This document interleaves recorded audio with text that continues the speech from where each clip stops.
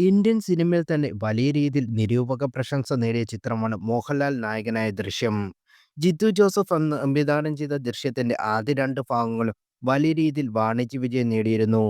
തമിഴ്, തെലുങ്ക്, ഹിന്ദി ഭാഷകളിലെല്ലാം തന്നെ ചിത്രത്തിന്റെ റീമേക്കുകളും ഉണ്ടായി. ദൃശ്യത്തിന്റെ മൂന്നാം ഭാഗത്തിനു വേണ്ടിയുള്ള കാത്തിരിപ്പിലാണ് മലയാളികൾ എല്ലാവരും. ദൃശ്യത്തിന്റെ ആദ്യം മമ്മൂട്ടിയാണെന്ന് സംവിധായകൻ പരിഗണിച്ചു എന്ന് നേരത്തെ വരുന്ന റിപ്പോർട്ടുകൾ വന്നിരുന്നു.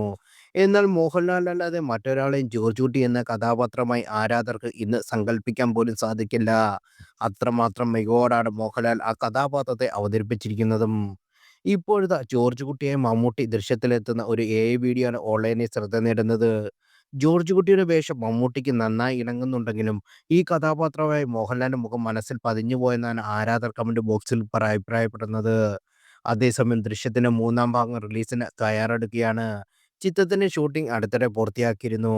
ജോർജ് കുട്ടി എന്ന കഥാപാത്രത്തിന്റെയും കുടുംബത്തിന്റെ ഇപ്പോഴത്തെ ജീവിതവും 4 വർഷങ്ങൾക്ക് ശേഷം അവരുടെ ജീവിതത്തിൽ സംഭവിക്കുന്ന വഴിത്തിരിവുകളുമായി ദൃശ്യം 3ന്റെ പ്രധാന പ്രമേയം.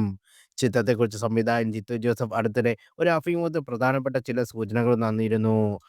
സിനിമയിലെ നായകനായ മോഹൻലാലിനെ ഒരു സ്റ്റാറായി കാണാതെ ജോർജ് കുട്ടി എന്ന കഥാപാത്രത്തിന് 4 വർഷത്തിന് ശേഷം ഉണ്ടാകുന്ന മാറ്റങ്ങളാണ് മൂന്നാം ഭാഗത്ത് ഊന്നൽ നൽകിയിരിക്കുന്നത്. ദൃശ്യം 3ന്റെ തിരക്കഥ പൂർത്തിയാക്കാൻ 5 ഡ്രാഫ്റ്റുകളോളം വേണ്ടി വന്നു.